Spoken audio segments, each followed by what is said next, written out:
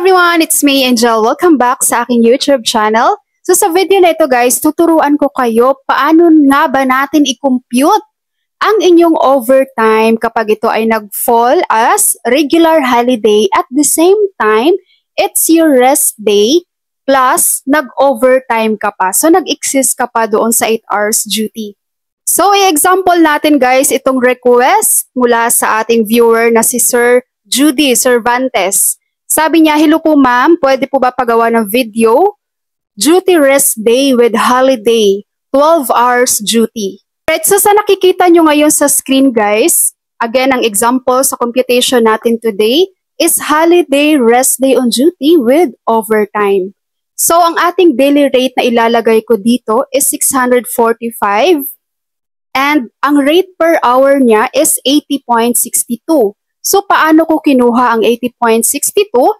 Itong 645, i-divide mo lang yan sa 8 hours. So, yan ang makukuha mong rate per hour mo.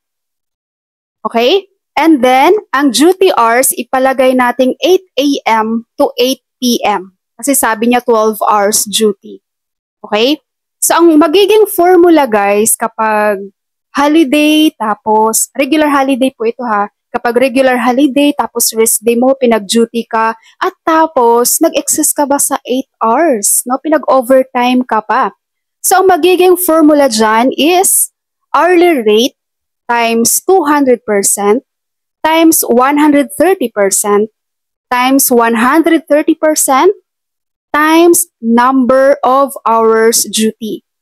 So, ang formula natin na to guys ay galing mismo po ito sa DOLE sa advisory nila pagdating sa computation ng holiday rest day on duty with overtime. So, nakikita nyo dito sa screen.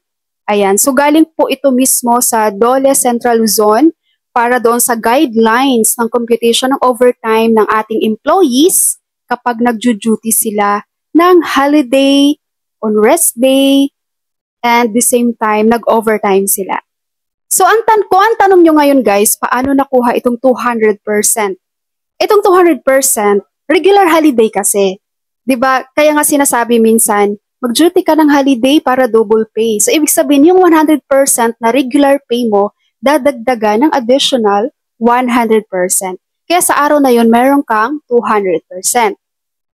Nagets? So, ang next naman, paano naman nakuha itong 130%?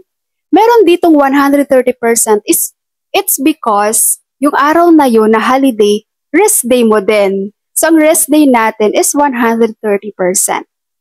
Okay? So, next naman, bakit Miss Angel meron pang additional 130%? Bakit dalawa yan?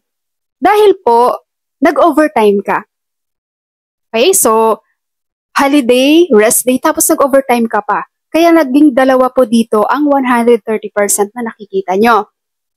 And then, i-multiply nyo yan kung ilang hours ang duty mo. Nagets po? So, ngayon proceed na tayo sa computation. So, hourly rate daw. So, ang hourly rate natin dito is 80.62 times 200% times 130% times 130% times 11 hours.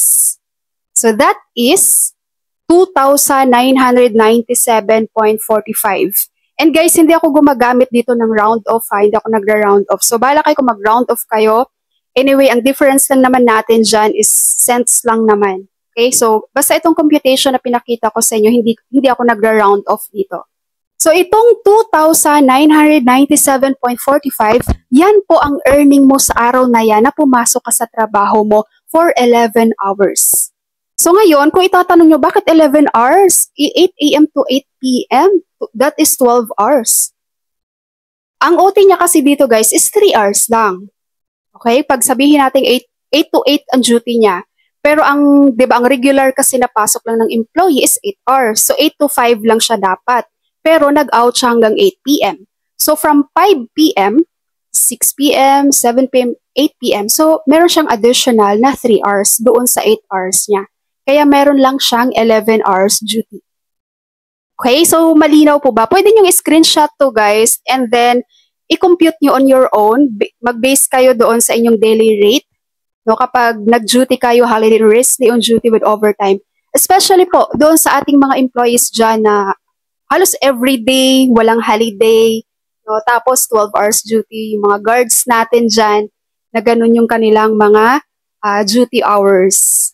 Okay, so I hope malinaw sa inyo guys. Pakishare naman po itong video kung nakakatulong po sa inyo. If you have any questions, just comment below po. Sasagutin po natin yan.